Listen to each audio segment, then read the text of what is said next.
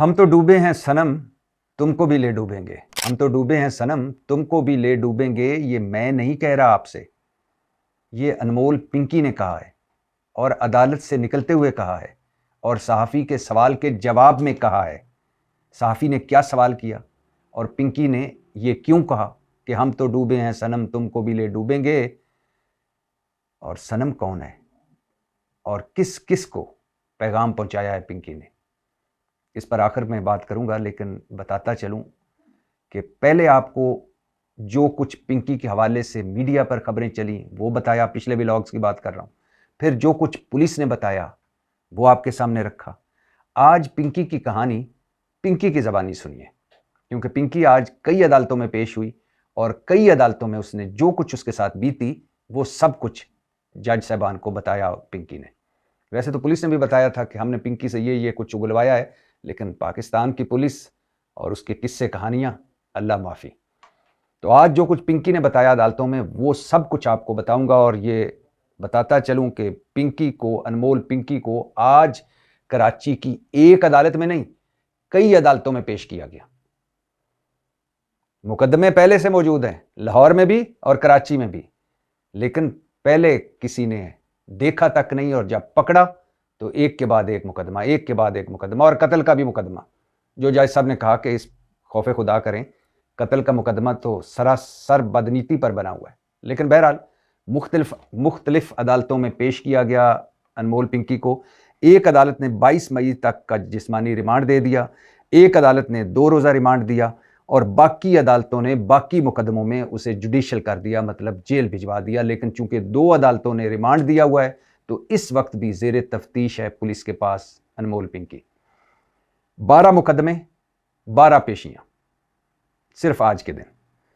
साल साल दर्जनों मुकदमे थे उस पर, कई ख़त्म भी हो चुके, कई मौजूद थे। लेकिन जैसा कहा कि किसी ने देखा तक नहीं अनमोल पिंकी की तरफ, और जब देखा तो धड़ाधड़ मुकदमे कायम हुए, धड़ाधड़ रिमांड मिले, धड़ाधड़ पेशियां हुई।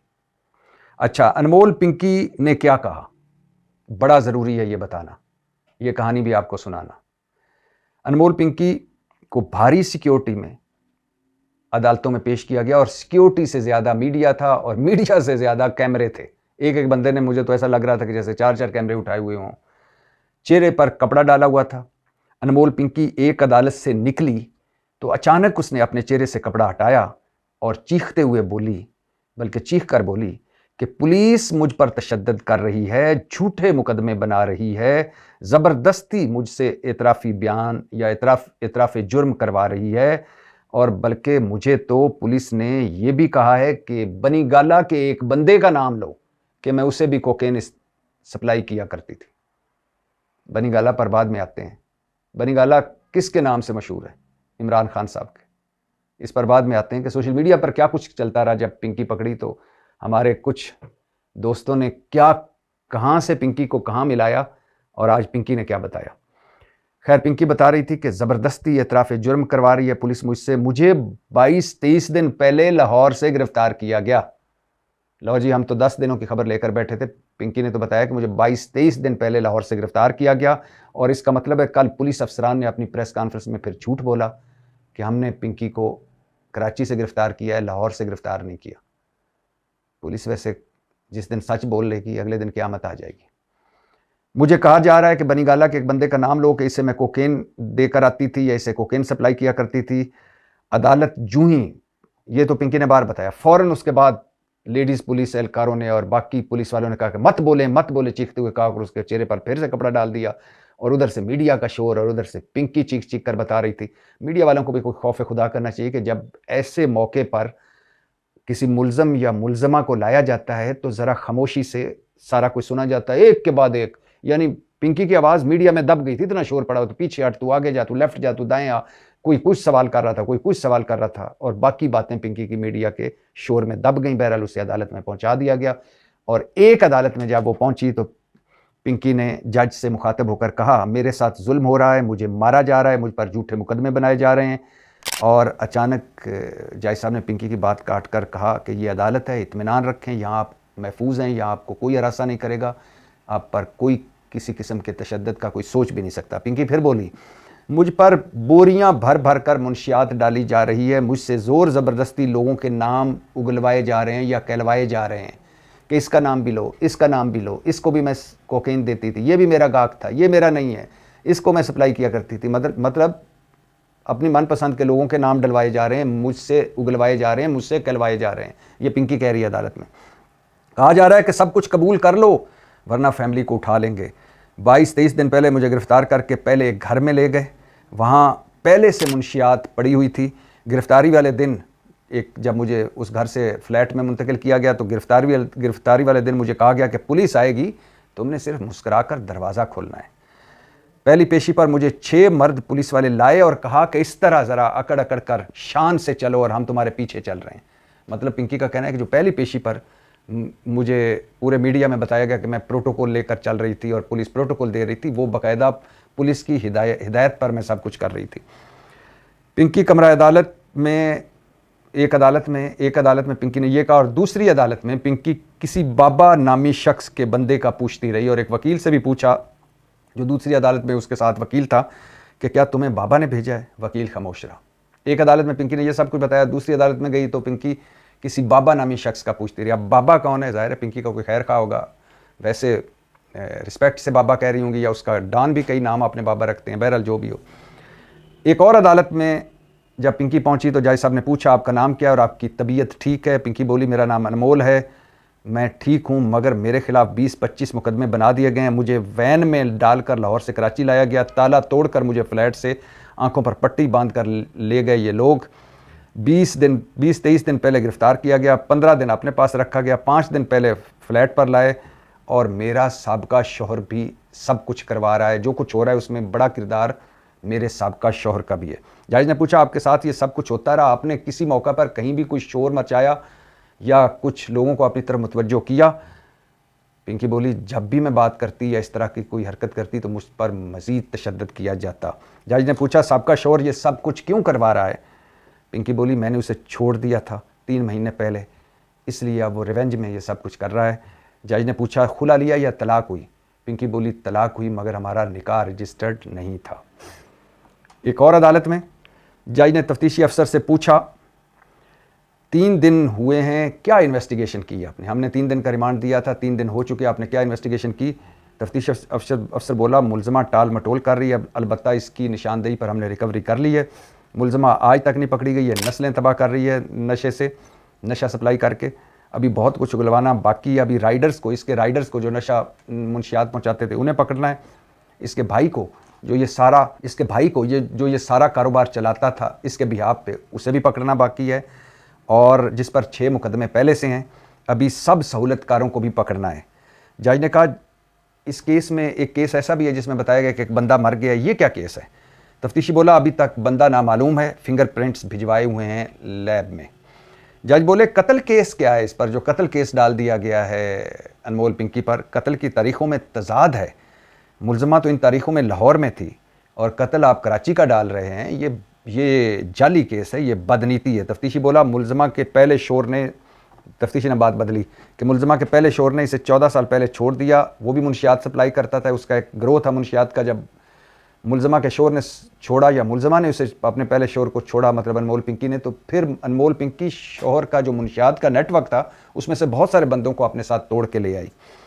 एक डीएसपी लाहौर के, इनसे भी पिंकी की शादी हुई, ये तफ्तीशी अफसर बता रहे अदालत में। इसके जो वॉइस नोट्स लीक हुए वो 3 जो हुए, जिसमें एक में कहती मुझे पकड़ना है तो पकड़ लो, मैं तो ब्रांड हूँ, मुझे तो झुक झुक कर सलामें करते हैं, पिंकी जैसा ब्रांड बनोगे तो लोग तुम्हें भी सलामें करेंगे। और फिर दूसरा जिसमें वो कह रही है कि अगर मैं पकड़ी गई या अगर मुझ पर कोई बुरा वक्त आया तो ये एक नंबर है, इस पर फ़लाँ बंदे से रब्ता करना। और एक तीसरा कि जिसमें वो कह रही है कि स्क्रीनशॉट भेजें अब जो रकम आपने ट्रांसफ़र की है ताकि 10 मिनट में आपको मैं मुंशियात सप्लाई कर लूँ और मेरे पास एक बहुत इससे भी वधिया किस्म की फ़लाँ मुंशियात पड़ी हुई, अगर वो लेनी है कोकेन या तो वो भी आप ले लें।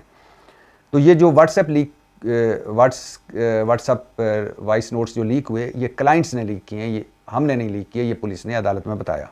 और तफ्तीशी ने यह भी कहा कि मुलजमा बहुत शातिर है, बार बार बयान बदल रही है। इसने अभी आते हुए कहा कि मुझे जानते नहीं हो, मेरा नाम पिंकी है। 3 राइडर्स हैं और जो ख़वातीन राइडर्स और उनका डेटा भी तफ्तीशी ने अदालत में पेश किया। कराची के राइडर्स हमजा अब्बास आकिब का डेटा भी पेश किया गया। लाहौर के जो ख़वातीन राइडर्स हैं सबा अनम अनाया उनका भी डेटा पेश किया गया अदालत में।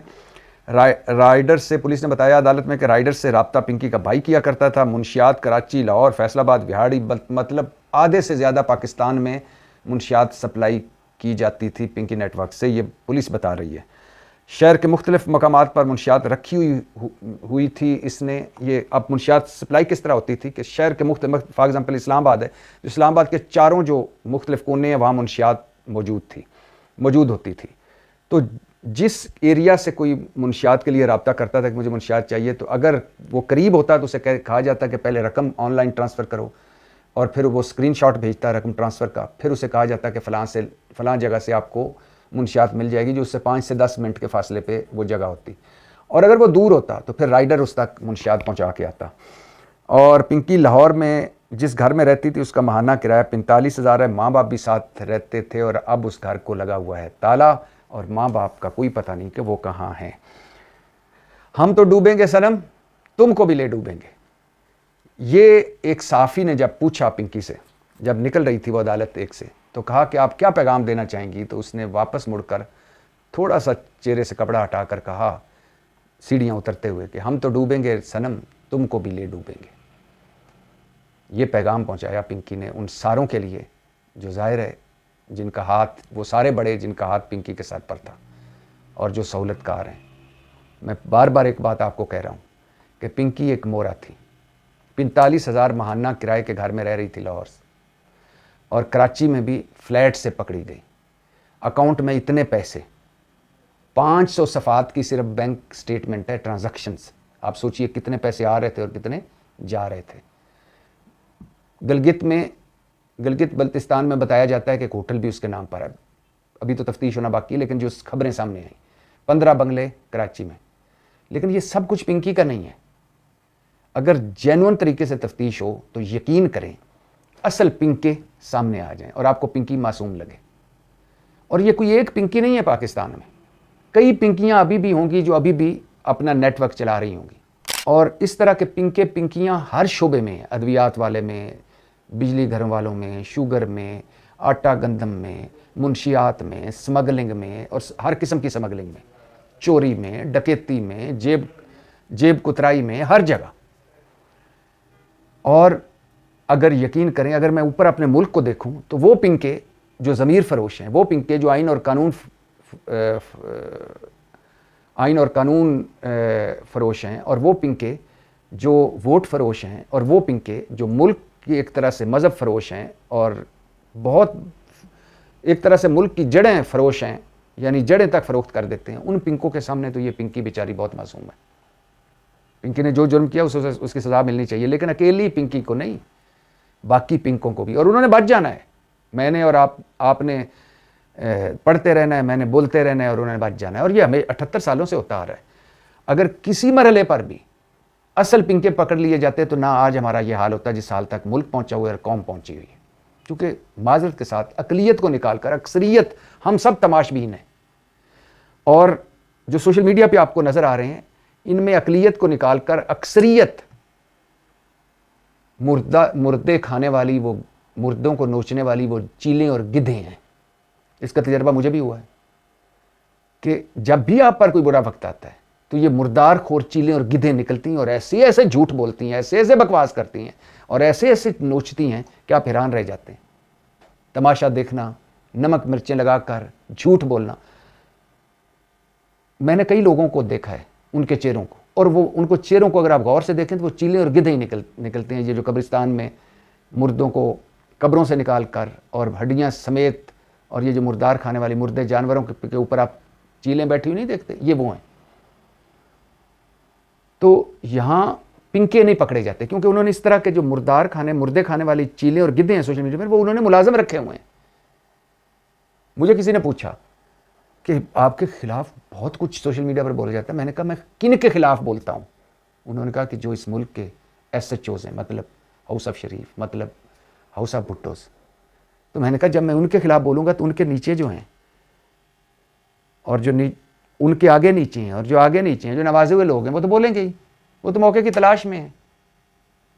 तो आज पिंकी भी उन लोगों के नरके में है, मगर उस पुलिस को सलाम नहीं ठोक रहे हम कि जिनके होते हुए इतना सब कुछ होता रहा और वो भी भत्ते लेते रहे, पैसे लेते रहे, महाने लेते रहे, बंदे पकड़ के रिश्वत पे छोड़ते रहे और सब कुछ देखते रहे।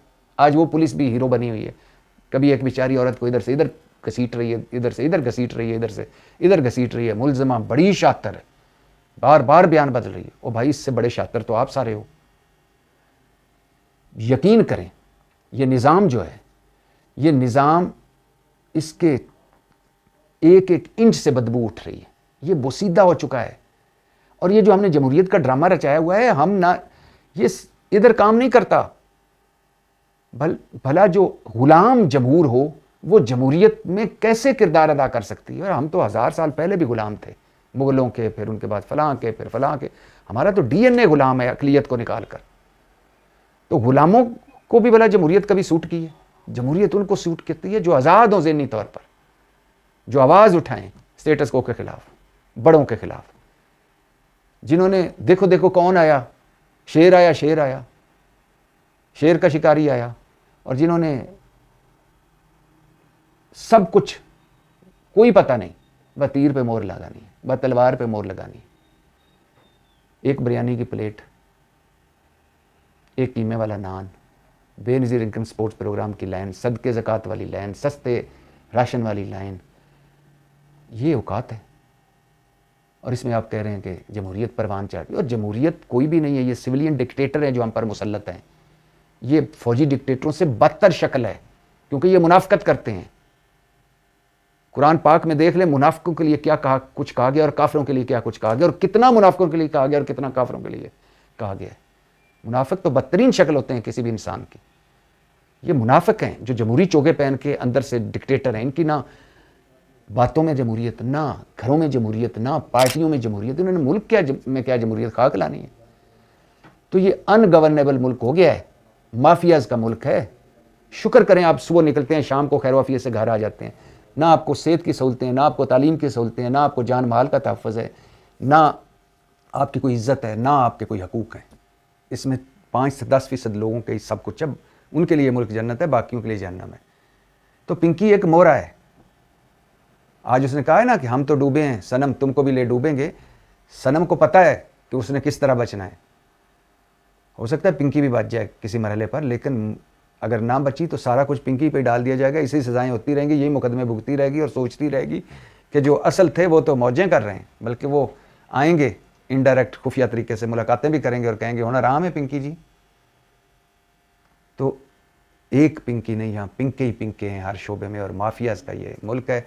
तो पिंकी इस वक्त पुलिस रिमांड पर है और पिंको ने फिर बच जाना है, और आगे कुछ दिन बाद एक और पिंकी पकड़ी जाएगी, उसके बाद कुछ और पकड़ी जाएगी। और ये जो बनी गाला वाला मामला है, जब ये पिंकी पकड़ी गई ना, तो सोशल मीडिया पर वो लोग बुग़्ज़ इमरान वाले, उन्होंने धड़ाधड़ इस पिंकी को उस पिंकी के साथ मिलाना शुरू कर दिया, उधर से इधर मिलाना शुरू कर दिया, तहरीक इंसाफ से, इमरान खान से, बनी गाला से जोड़ना शुरू कर दिया। और आज पिंकी ने बताया कि मुझे भी कहा जा रहा है कि कहो कि बनी गाला के एक बंदे का नाम लो कि इसे भी मैं कोकेन देकर आती थी। कितने केस करने हैं वैसे और बनी गाला पर, अभी जी नहीं भरा।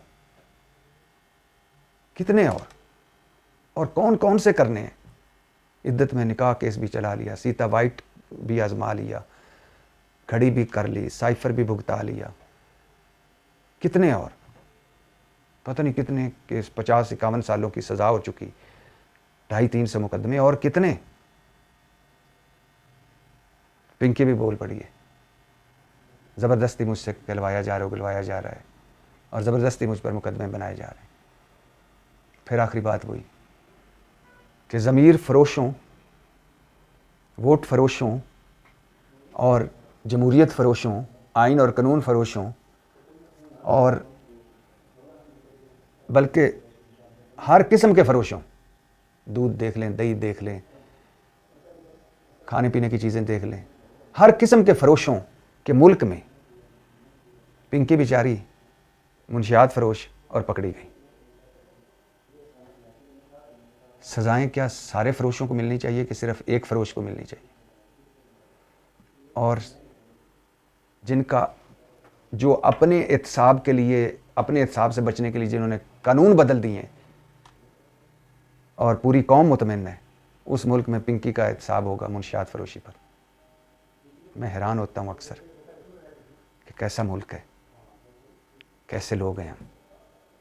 किसी ने भी कोई जुर्म किया उसे सज़ा मिलनी चाहिए, लेकिन बड़े बड़े जुर्मों वाले छोटे छोटे जुर्मों वालों को सज़ाएं दे रहे होते हैं। मैं हैरान होता हूँ।